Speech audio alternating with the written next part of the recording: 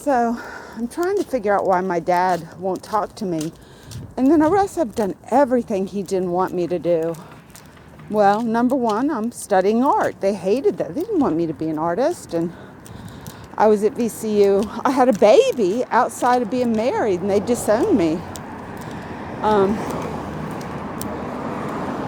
So it was kind of, we pulled the family together baby, because none of us were talking to each other. A lot of girls do that. And but anyway, I was finding it too stressful to take a full load of classes, and I couldn't do the math, so I had to change majors. And I asked my dad, they were like, when are you going to graduate? And I said, well, I don't think they understood that I couldn't do a full load of classes with my bipolar. And I said, well, why don't you just buy a house and I'll take classes until I get my degree? And they wouldn't do it. So I got married, and I had to kind of, because there's no way in hell I couldn't even do it, live with my mother. What, do you want me to go back to Harrisonburg? I wasn't going to do that. That's crazy. So then my brother and sister told my dad I was getting married and pregnant, and he lost his mind and screamed at him. Anyway, so poor dad. Yeah, in his mind. Jerry and I had some good stuff going on for a while. It wasn't totally bad. We traveled and things like that. We made 2 beautiful children. I just feel so bad for my dad, because he never gets a real respite from himself and his illness. Because nothing's wrong. Everything's perfectly fine. And, but yeah, I can see, I think my dad just has a really hard time with my choices. And, the thing was, he got me a waterbed in college, because I had testified in court, and I guess that was a thank you. He came and got me a water. It was very strange. But, so Hillary, I was also going through a divorce and struggling with my medication, and she ended up getting pregnant and having a baby. So kind of the same. Her family had dissolved, so she had a baby.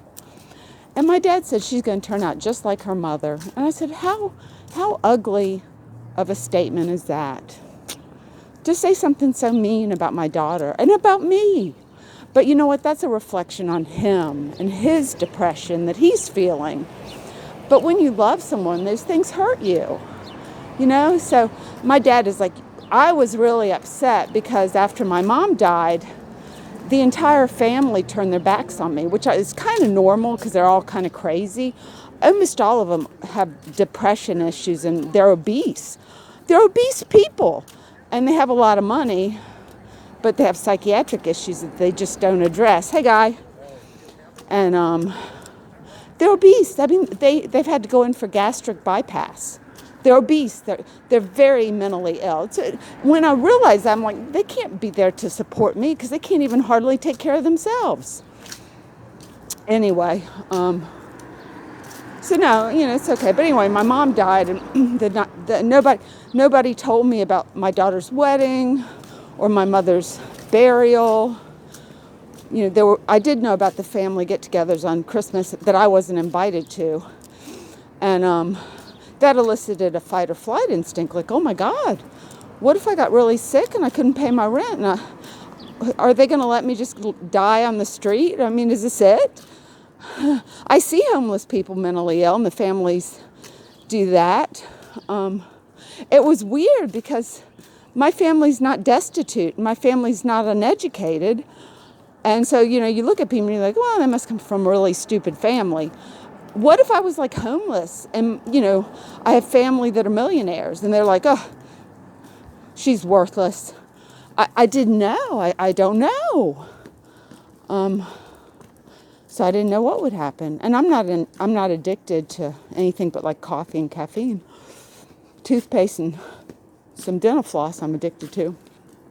But anyway, when you're scared sometimes, and so I had said, I do still think my sister could use a little counseling. I think might elevate some of her stressors, and that in turn may make her arthritis better. I don't know what she needs counseling on, but it never hurts to try.